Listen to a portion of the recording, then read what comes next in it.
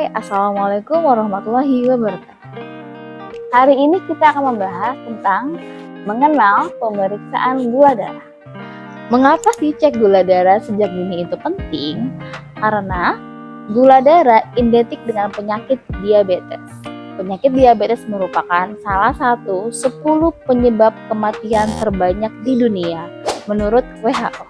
Di Indonesia sendiri, berdasarkan hasil survei, 2/3 orang di Indonesia tidak sadar bahwa mereka menderita penyakit diabetes. Sehingga pemeriksaan gula darah sejak dini dan rutin setahun sekali dianjurkan untuk mencegah diabetes itu sendiri dan meminimalisir penyakit akibat diabetes.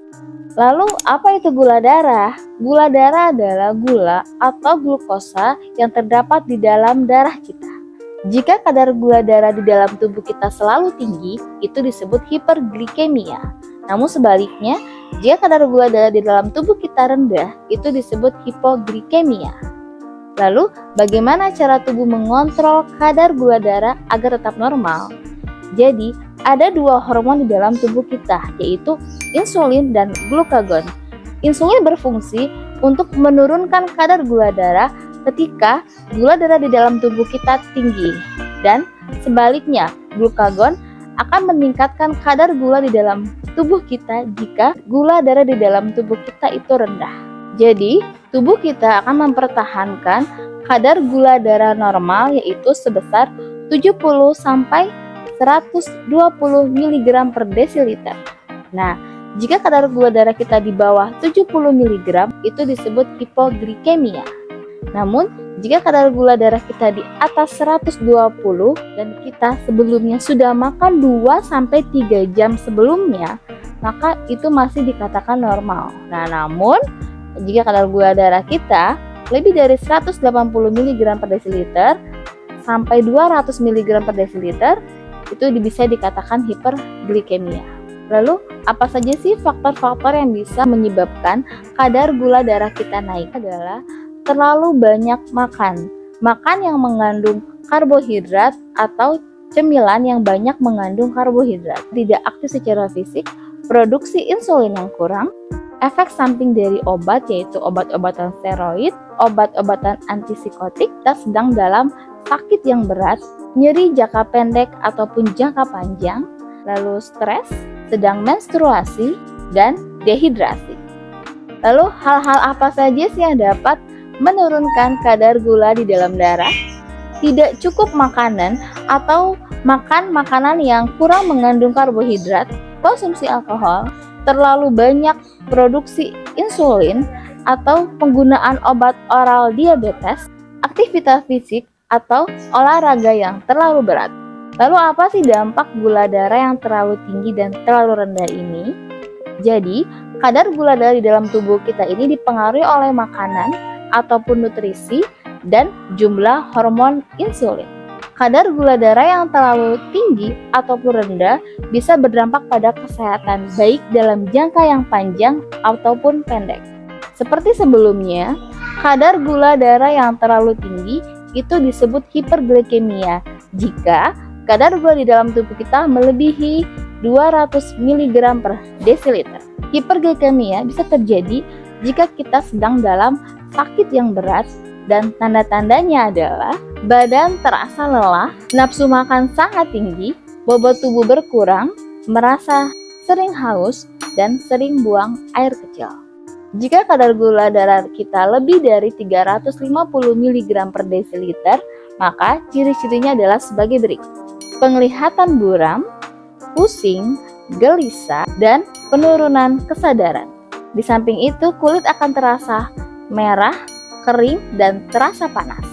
Apabila tidak ditangani secara segera, maka akan menyebabkan peningkatan asam di dalam darah kita, dan hal ini akan berakibat fatal. Jika kadar gula darah di dalam tubuh kita terlalu tinggi dalam jangka waktu yang lama tanpa pengobatan, maka akan menyebabkan infeksi pada gigi, gusi, masalah kulit, osteoporosis, gagal ginjal, kerusakan saraf, kebutaan, penyakit jantung dan pembuluh darah.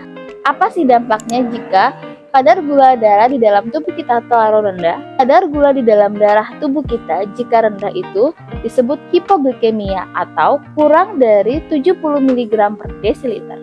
Jika kadar gula darah di dalam tubuh kita rendah, maka tubuh kita akan merasa lemas dan tidak bertenaga. Gejala lainnya adalah lapar, keluar keringat dingin, kulit pucat, jantung berdebar, kesemutan di area mulut, gelisah, dan mudah marah. Sedangkan jika kadar gula darah terlalu rendah kurang dari 40 mg per desiliter, maka akan terjadi bicara yang melantur, sulit konsentrasi, tidak mampu berdiri atau berjalan, otot berkedut, bahkan kejang. Jika kondisi ini didiamkan, maka bisa terjadi stroke, koma, bahkan kematian. Ada beberapa cara untuk mengetahui kadar gula di dalam darah kita, yaitu melalui beberapa tes. Ini bisa dilakukan di rumah ataupun di fasilitas kesehatan. Yang pertama adalah gula darah sewaktu atau tes gula darah yang bisa dilakukan kapan saja. Tes gula darah ini dilakukan tanpa harus persiapan terlebih dahulu. Pemeriksaan gula darah sewaktu ini tidak bisa mendiagnosa diabetes, harus dilakukan pemeriksaan selanjutnya. Pemeriksaan ini hanya digunakan untuk melihat naik turunnya kadar gula pada penderita diabetes atau memeriksa pada kondisi tertentu seperti sedang lemas atau pingsan. Jadi, hasil tes gula darah yang terlalu tinggi ataupun terlalu rendah itu bisa dipengaruhi oleh makanan, sehingga kadar nilai normalnya itu tergantung dari situasi atau kondisi saat itu.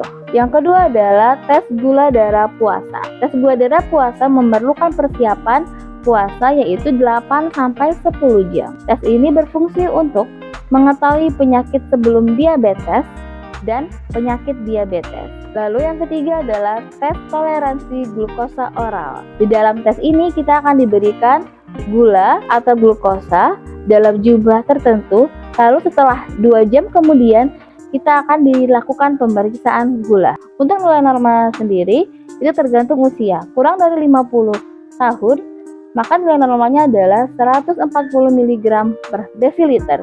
50-60 tahun, nilai normalnya adalah kurang dari 150 mg per desiliter.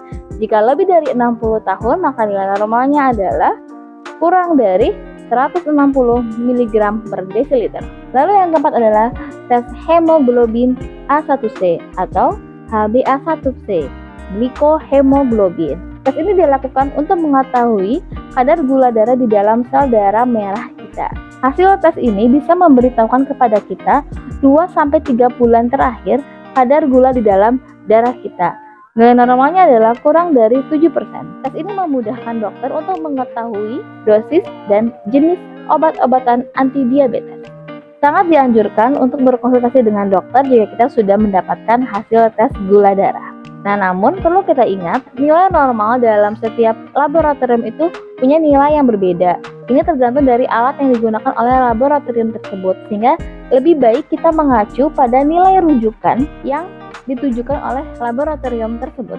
Jangan lupa, sebelum kita melakukan tes, kita catat apa yang kita konsumsi dan aktivitas apa saja yang kita lakukan. Hal ini akan mempengaruhi hasil tes. Apabila hasil gula darah kita terlalu rendah ataupun terlalu tinggi, maka konsultasikan terlebih dahulu kepada dokter karena belum tentu itu mengindikasikan diabetes atau penyakit yang lainnya.